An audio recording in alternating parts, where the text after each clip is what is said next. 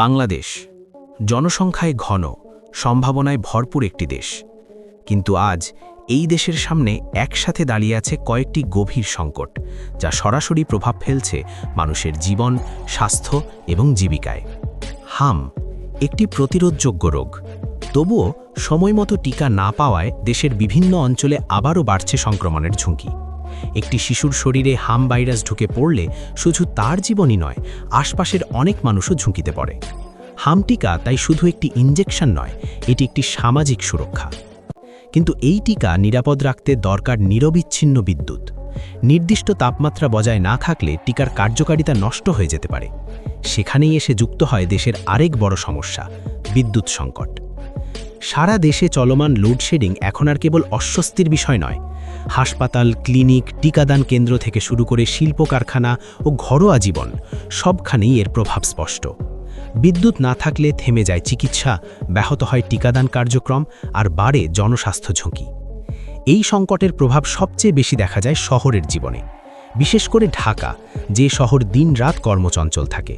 বিদ্যুৎ সাশ্রয় ও নিরাপত্তার কথা বিবেচনা করে ঢাকার বিভিন্ন মার্কেট সন্ধ্যার পরে বন্ধ রাখার সিদ্ধান্ত নেওয়া হয়েছে। এই সিদ্ধান্ত একদিকে বিদ্যুৎ ব্যবহারের চাপ কমাচ্ছে, অন্যদিকে বদলে দিচ্ছে শহরের অর্থনৈতিক ছন্দ। জেনারেটরের বাড়তি খরচ সামলাতে না পেরে অনেক ব্যবসায়ী সন্ধ্যার পর দোকান বন্ধ করতে বাধ্য হচ্ছেন। ক্ষুদ্র ব্যবসায়ী ও কর্মজীবী মানুষের জন্য এটি হয়ে উঠছে নতুন চ্যালেঞ্জ। যারা দিনে কাজ করেন তাদের জন্য সন্ধ্যাই ছিল কেনাকাটার সময়, এখন সেই সুযোগও সীমিত। শহরের আলো নিভে গেলে কেবল দোকানের শাটারই নামছে না, বদলে যাচ্ছে মানুষের দৈনন্দিন অভ্যাসও। হাম টিকা, বিদ্যুৎ সংকট আর সন্ধ্যার পর মার্কেট বন্ধ, এই তিনটি বিষয় আলাদা মনে হলেও বাস্তবে একে অপরের সঙ্গে গভীরভাবে জড়িত।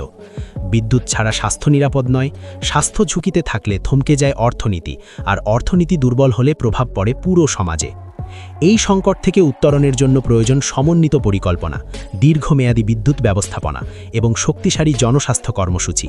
কারণ আলো শুধু শহরকে আলোকিত করে না, সঠিক সিদ্ধান্তই আলোকিত করে একটি দেশের ভবিষ্যৎ। প্রশ্ন একটি, এই বাস্তবতা থেকে শিক্ষা নিয়ে আমরা কি সামনে এগোতে পারব? বাংলাদেশ, এখানে প্রতিটি সংকট একা আসে না, একটি সমস্যার শিকড় ছড়িয়ে পড়ে আরেকটির ভেতর। বিদ্যুৎ সংকট তাই শুধু আলো নিভে যাওয়ার গল্প নয়, এটি স্বাস্থ্য, শিক্ষা এবং অর্থনীতির উপর চাপ তৈরির গল্প। হাম টিকার মতো একটি মৌলিক জনস্বাস্থ্য কর্মসূচি পুরোপুরি নির্ভরশীল একটি অদৃশ্য ব্যবস্থার উপর, নিরবিচ্ছিন্ন বিদ্যুৎ।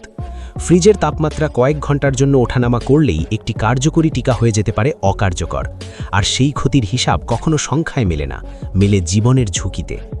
প্রত্যন্ত উপজেলা হোক বা শহরের বস্তি, একই চিত্র। বিদ্যুৎ নেই, টিকা সংরক্ষণ অনিশ্চিত, আর স্বাস্থ্যকর্মীরা কাজ করছেন সীমাবদ্ধতার ভেতর দিয়ে। এটি শুধু ব্যবস্থাপনার ব্যর্থতা নয়, এটি একটি সতর্ক বার্তা।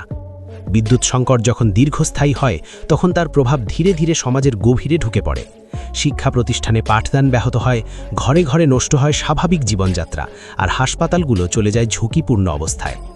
এই চাপ সবচেয়ে বেশি অনুভূত হয় শহরে, বিশেষ করে ঢাকাতে, যেখানে প্রতিটি ঘন্টা মানেই অর্থনৈতিক গতি। সেখানে বিদ্যুৎ সাশ্রয়ের জন্য সন্ধ্যার পরে মার্কেট বন্ধ রাখা কোনো সহজ সিদ্ধান্ত নয়, বরং একটি বাধ্যতামূলক বাস্তবতা। শাটার নামার সঙ্গে সঙ্গে থেমে যায় হাজারো মানুষের আয়। বিক্রয়কর্মী, নিরাপত্তাকর্মী, পরিবহন শ্রমিক, একটি মার্কেট বন্ধ মানেই বহু পেশার জীবনে প্রভাব। বিদ্যুৎ বাঁচলেও প্রশ্ন থেকে যায়, এই ক্ষতির ভার বহন করবে কে?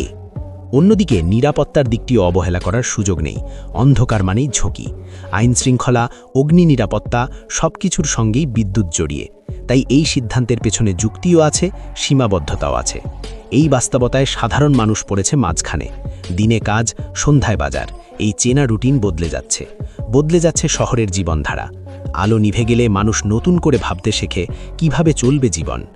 তাই এই ডকুমেন্টারি কোনো একক সমস্যার গল্প নয়, এটি একটি সংযুক্ত বাস্তবতার চিত্র। হাম টিকা আমাদের মনে করিয়ে দেয় প্রতিরোধী সবচেয়ে শক্তিশালী চিকিৎসা, আর বিদ্যুৎ আমাদের শেখায় একটি অবকাঠামো ভেঙে পড়লে তার প্রভাব পড়ে জীবনের প্রতিটি স্তরে। এই সংকটগুলো একসাথে মোকাবিলা করতে হলে প্রয়োজন সমন্বিত পরিকল্পনা, টেকসই বিদ্যুৎ ব্যবস্থাপনা, শক্তিশালী জনস্বাস্থ্য নেটওয়ার্ক এবং মানুষের বাস্তবতাকে মাথায় রেখে নেওয়া সিদ্ধান্ত। কারণ একটি শিশু সুস্থ থাকলে ভবিষ্যৎ নিরাপদ হয়, একটি শহর আলোকিত থাকলে অর্থনীতি চলমান থাকে, আর একটি রাষ্ট্র এগিয়ে যায় তখনই যখন সংকটকে অস্বীকার না করে বাস্তবতার মুখোমুখি দাঁড়ায়। আজ বাংলাদেশ ঠিক সেই